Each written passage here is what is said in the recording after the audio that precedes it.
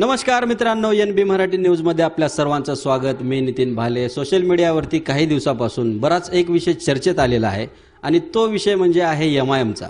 MIMच्याच याच कार्यकाळामध्ये लातूर शहरात नव्हे तर लातूर शहराचे नाव संबंध महाराष्ट्रामध्ये एका अल्पशा काळामध्ये एका तरुण युवकाने पोहोचवण्याचं काम केलं होतं, पण काही कारणास्तव त्यांना MIM सोडावी लागली होती आणि परत त्यांची घर वापसी झाल्याचं चित्र आपल्याला पाहायला दिसून आलेलं आहे सर्वांनाच। तर आज आपल्यासोबत आहेत ॲडव्होकेट अलीभाई। आपण त्यांच्याशी जाणून घेणार आहोत की नेमकं त्यांना त्यावेळेला MIM का सोडावं लागलं होतं। सर्वप्रथम अलीभाई, आमच्या चॅनलमध्ये आपलं सहर्ष स्वागत आहे।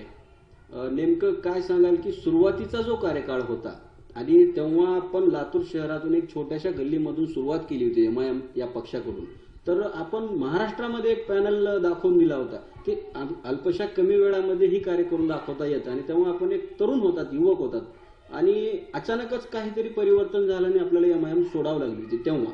तर याचं सोडण्याचं कारण नेमकं काय होतं तेव्हाचं? त्याचं कारण असं होतं की माझ्याकडून जे निर्णय घेण्यात आलेला होता तो त्याचा मला पश्चाताप आहे। कारण राजकारणामध्ये जज्बात में फैसले नहीं लिए जाते। राजकारण में दिमाग से सोच समझ के फैसले लिए जाते हैं, लेकिन क्योंकि मुझे ऐसा लगता है मेरी कम उम्र होने की वजह से शायद मैंने वैसा नादानी में फ़ैसला लिया होगा। बहरहाल अब उसको याद करना मैं ठीक नहीं समझता हूँ। जो फ़ैसला हुआ, मैंने असदुद्दीन ओवैसी साहब को उस पर अफसोस जताया है कि मैंने जो फ़ैसला जो लिया था वो नादानी में लिया, जबकि पॉलिटिक्स में अगर कोई कंस्पिरेसी होती है तो उसका डट के मुकाबला करना चाहिए। मैंने ऐसा ना करते हुए जज्बात में आकर वो फ़ैसला लिया था, जिस पे मुझे अफसोस है, उसका मुझे खेद है। लेकिन मैंने उनके हाथ पर हाथ रख के उनसे वादा किया है कि आप कितनी भी बड़ी कॉन्स्पिरेसी आने दो, कितने भी बड़े षड्यंत्र रचे जाने दो, हम उनका डट के मुकाबला करेंगे और MIM पार्टी को पूरे महाराष्ट्र में अच्छी ताकत देने का काम करेंगे। नाही, आपल्या कार्याची नक्कीच कुठं ना कुठेतरी नोंद झालेलीच आहे। त्यामुळेच अली MIM असं नाव संबंध लातूर शहरामध्ये तेव्हाही असं ऐकून येण्यात होतं, कारण की आपलं कार्य आणि आपल्या कार्याची धमक आणि चमक सर्वांनाच माहीत आहे, ठाऊक आहे। मग आता नेमकं आपलं विजन काय असणार आहे? आपण परत एकदा प्रवेश केलात आणि सर्वांच्याच आदेशाचे पालन करत आपण नेमकं आता पुढील वाटचाली कशा कशा करणार आहेत याच्याबद्दल काही आपण आराखडा तयार केलाय का? सध्या देशामध्ये जे सरकार आहे ते सरकारने जे जनतेशी जो सरकार ने वादे किए थे पब्लिक से, वो सरकार पब्लिक से जो वादे किए थे वो निभाने में सक्षम नहीं है। सरकार अपने जो वादे किए थे वो पूरा नहीं कर रही है और देश की जनता को बिजी रखने के लिए देश की जनता ये ना पूछे कि तुमने जो वादे किए थे वो वादे कब पूरे करेंगे, इस वादों की तरफ पब्लिक का जहन ना जाए, इसलिए देश की सरकार हिंदू और मुसलमानों के नाम पर पब्लिक को बिजी रखना चाहती है।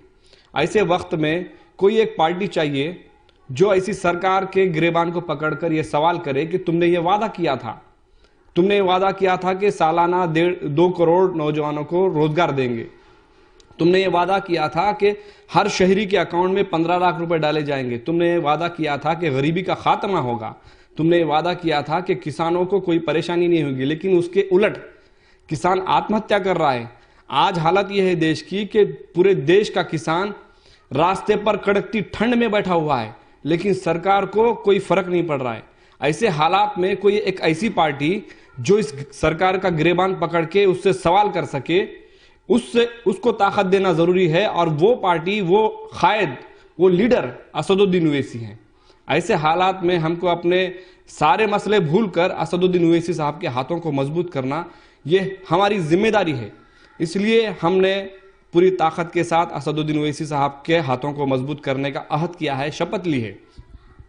और जिस तरीके से हम पिछली मर्तबा काम करते थे, मैंने असदुद्दीन ओवैसी साहब से वादा किया है कि वो काम कुछ भी नहीं था, उससे 10 गुना ज़्यादा ताकत से हम काम करेंगे और पार्टी को मजबूत करने का काम करेंगे। क्योंकि देखिए, देश का डेमोक्रेटिक देश की जो रूह होती है ना, सोल होती है ना, वो होती है विरोधी पक्ष, अपोजिशन। क्या आपको लगता है कि देश में अपोजिशन है? नहीं है। सिर्फ प्याज के भाव बढ़ने से शीला दीक्षित की कुर्सी जा सकती है। यहां पे तो इतने बुरे हालात हैं कि धर्म के नाम पर हमले हो रहे हैं, धर्म और जाति के नाम पे रोजाना टीवी में हम देख रहे हैं कि कितने मसले पैदा हो रहे हैं, फिर भी सरकार गिरती नहीं है। तो हमारे देश में विरोधी पक्ष नहीं है, अपोजिशन नहीं है, सिर्फ अपोज अगर कोई कर रहा है तो वो असदुद्दीन ओवैसी साहब कर रहे हैं।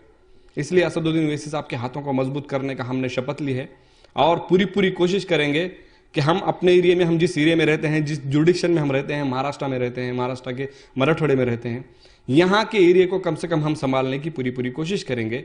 यहाँ के लोगों के जो प्रॉब्लम्स हैं उन प्रॉब्लम्स के लिए गव्हर्नमेंट से हम झगड़ने की, लढणे की कोशिश करेंगे। परंतु जेव्हा आपण आता नवीन एक नव्या जोमाने संघटन तयार कराल आणि जेव्हा संघटन तयार करत असताना काही निर्णय, काही मुद्दे आपल्याला स्वतःलाही घ्यावे लागतील, मग त्या काही निर्णयाला, काही मुद्द्याला कोणी अंकुश ठेवेल का? का आपल्या घेतलेल्या निर्णयांना यांनी पण याला शाबासकी देऊन तुमच्या पुढील वाटचालीसाठी कार्य करण्यासाठी तुम्हाला सवलत देतील का? मुझ जैसे नौजवान सिर्फ एमआईएम में इसलिए आते हैं नितिन साहब कि एमआईएम में पब्लिक के लिए जो लड़ता है, अवाम के मसलों को हल करने के लिए जो कोशिश करता है, उसको पूरी आज़ादी है। आप अगर देखेंगे तो कांग्रेस पार्टी में अगर आपको कुछ करना है तो वहां से पूछना पड़ता है, एनसीपी में हो पूछना पड़ता है, शिवसेना में हो पूछना पड़ता है। लेकिन एमआईएम एक ऐसी पार्टी है, यहाँ पे अगर पब्लिक के कोई मसले हैं तो कभी पार्टी को पूछने की जरूरत नहीं है, पार्टी उल्टा उसको अप्रिशिएट करती है कि भाई तूने बहुत बेहतरीन काम किया। एमआईएम में आज़ादी है पब्लिक के मसलों को उठाने की, अपने कानून के दायरे में रहते हुए, कॉन्स्टिट्यूशनल राइट्स का इस्तेमाल करते हुए हम अपने डिमांड्स को मांगते हैं और गवर्नमेंट के सामने रखते हैं तो पार्टी अप्रिशिएट करती है। एमआईएम में आज़ादी है, इसीलिए मुझे एमआईएम पसंद है। आता नुकतंच लातूर शहर महानगरपालिकेच्या निवडणुका जवळच येणार आहेत। साधारण 1 वर्ष 1.5 वर्षाभरामध्ये आता रणधुमाळी पेटून उठल्याचे चित्र पाहायला दिसून येणार आहेत। तर आपला एक चांगला मोठा पक्ष आहे, तर आपल्या पक्षाच्या वतीने आपण काही इथं उमेदवार प्रभागामध्ये निवडून देणार आहात का?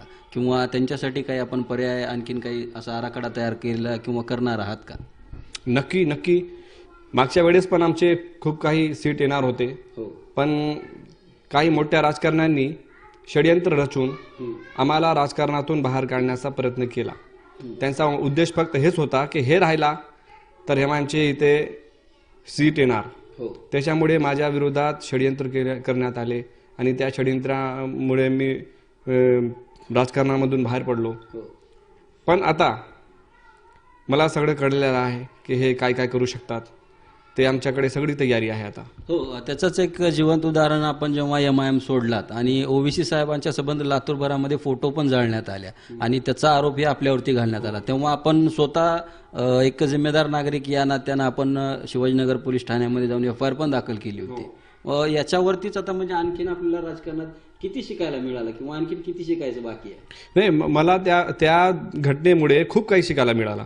मला त्यामध्ये असं मी शिकलो की जर तुमचा कोणी मुकाबला करू शकत नाही तर तुमच्या विरोधात षडयंत्र रचण्यात येतो आणि त्या षडयंत्रामध्ये तुम्हाला कसं बिहेव करावं लागेल ते मला कळलेलं आहे।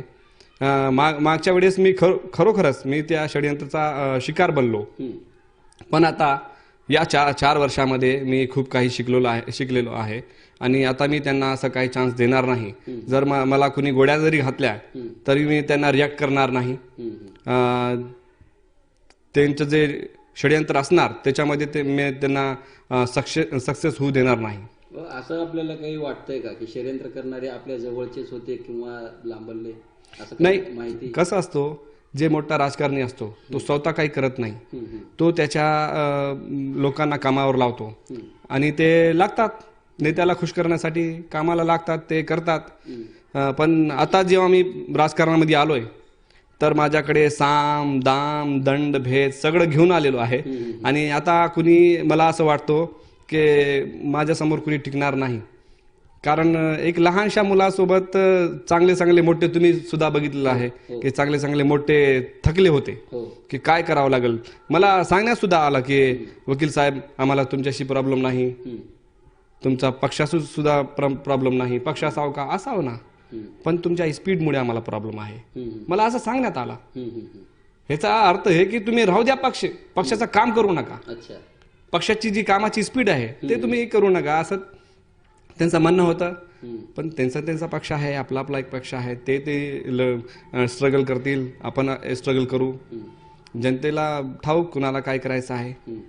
तर यावेळेस आम्ही त्यांना चान्स देणार नाही. कितीही षडयंत्र असो, जरी कुणी जर गोळ्या घालत असेल तर ती बी खायला तयार आहे, पण षडयंत्रमध्ये मी आता जाणार नाही.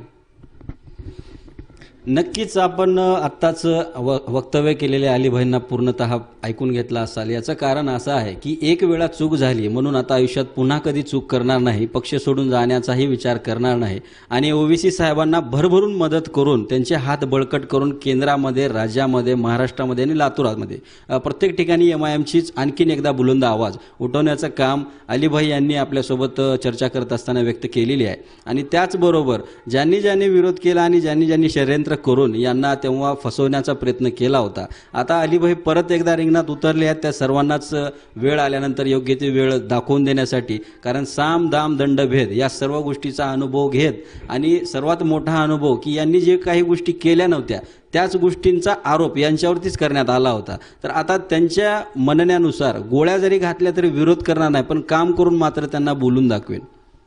नितीन भाले, NB मराठी न्यूज, लातूर.